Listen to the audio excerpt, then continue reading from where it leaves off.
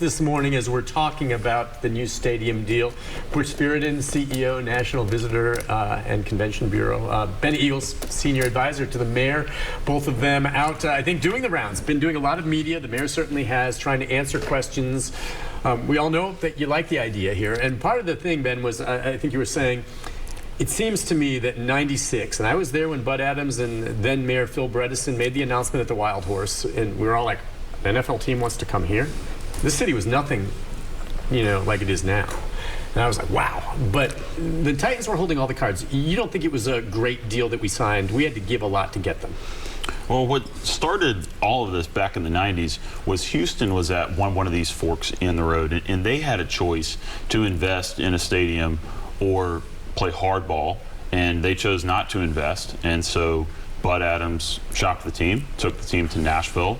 Nashville made a bet that becoming an NFL city and adding what Governor Bredesen refers to as civic furniture, that adding that aspect to the city would kickstart, a generation of improvements and growth here. And he was right. Every time that we've invested in the city, it has paid off.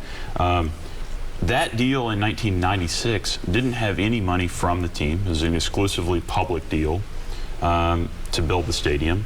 I think as we look back on it now, there are aspects of that lease that, of course, the city would do differently now, but we're in a different position now. Do we have a little more clout this time around? Yeah, back then, to Ben's point, the Oilers had choices.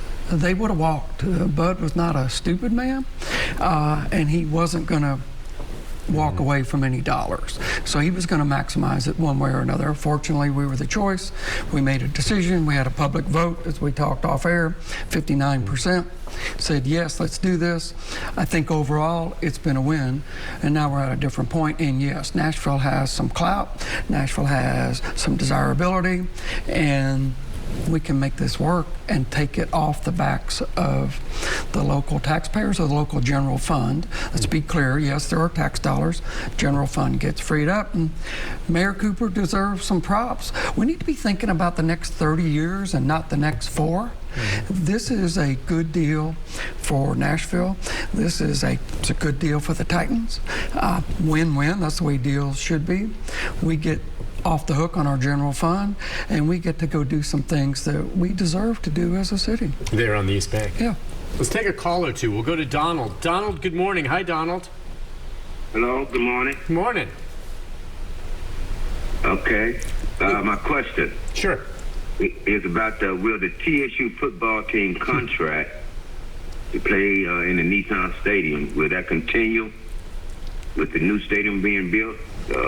How would that work? Okay. Good question.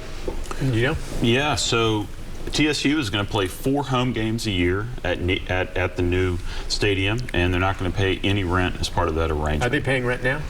Yes, I'll answer that. So they're not going to. Burke Nihill from the Titans and I went and met with Eddie and his chief of staff, Dusty, a year ago, and started talking about it. And their biggest concern was the cost, to Ben's point. So that's been negotiated down. And then the other thing is, instead of, and I describe it, so get mad at me, whoever, right now they go into the stadium, it looks like you put a sticker on the outside to say TSU. With all the LED boards and digital screens, it'll look like a TSU home game, and they will have a better home locker room. So win-win-win for TSU, and that's important to us, important to Mayor's office, important to the Titans, and obviously important to TSU. So they've been involved in this conversation for a year. Great question, Donald. Thank you. Let's go next to David. David, good morning. Hi, David. Yeah. Yes, I want to tell I want to tell your two guests, who were my friends, that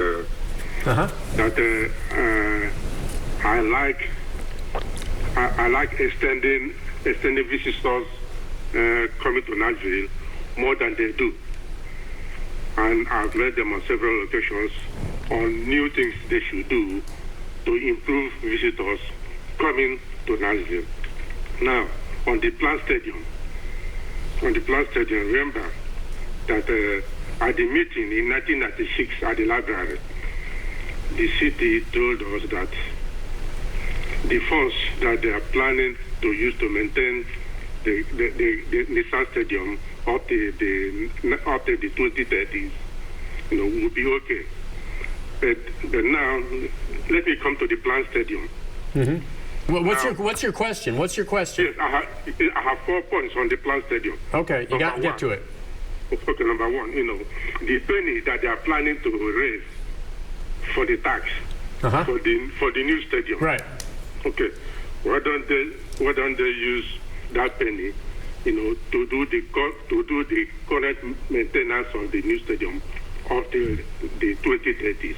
Number two, use the state 500 million to put the planned roof on the new stadium. Okay.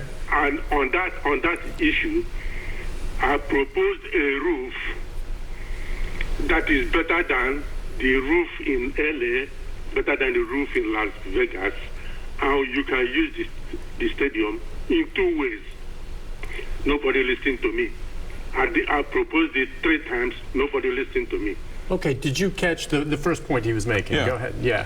Well, so it sounded like he asked why we can't use a 1% increase to the hotel and motel tax on the existing stadium. Right. And what that ultimately would come down to is support from the industry to do that. So the state passed legislation that authorized the Metro Council to increase the tax.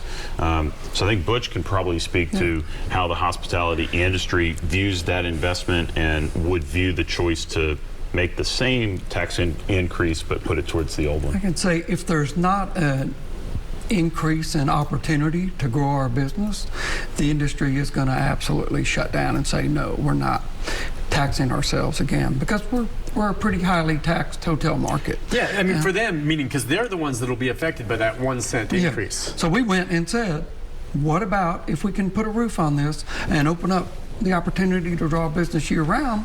We think there's an upside, and they went for agreed. it. I absolutely know they would walk from that, and we would lose that support. Without their support, we never get it through the state. Okay, and again, the idea, we had someone that messaged us on Facebook asking about, again, the issue of possibly just renovating the existing one and putting the roof on the existing one instead of doing something new. I know that was looked at, and the that thinking report, formal report, is about to come out, I think next week, maybe. Soon. And look, the concrete's crumbling. The infrastructure underground is bad, from the plumbing, electrical. The stadium's out of date. We got a break and we built it on the cheap. We really built it for under $200 million. That could never happen again, and we're paying for some of that cheapness now because we didn't do it as solidly as we could have, but we did the best we could too back then. Okay, so, and we have a graphic up there, I guess, kind of breaking it down on the new stadium lease, the existing stadium lease. I can't make it all out, but yeah, it just shows how it's, in the blue with the new deal. By the way, is this roof going to be retractable? It is not. No. It's not retractable, so it'll be closed up and where it is.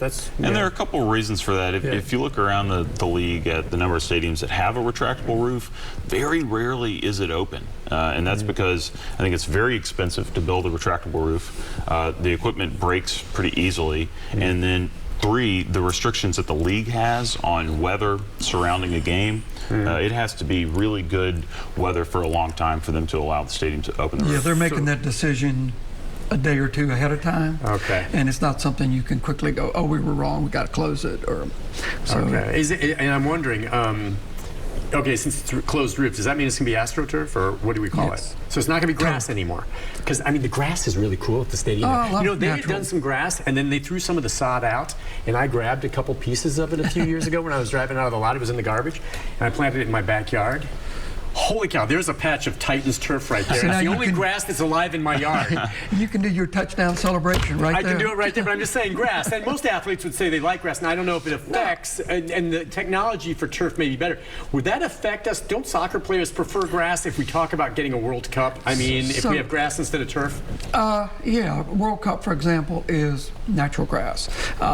Atlanta, LA, Dallas will all be bringing dirt and grass. I knew you were going to say that. No. If that happens, you're going to bring in, for World Cup, if we get that, something above the existing field. You're going to put dirt and grass, let them play. 4 or 5 feet of dirt, and then another That won't 6 cost inches of anything. grass. Well, You bring It in would- dirt from monster trucks. You do, even outside. You just have to make the decision. I would have had a different thought if we had to raise the money to pay for that too, because that's another $5 million? $6 million. So yeah, could we do it? I mean, I would certainly make a run at it. When you think about it, it can be done in some of those arenas that have hockey and basketball. They're doing it. Interesting. All right, we'll take a break. When I come back, more of your phone calls, more of our conversation. Any questions you have about this new plan for a new stadium here in Nashville right after this.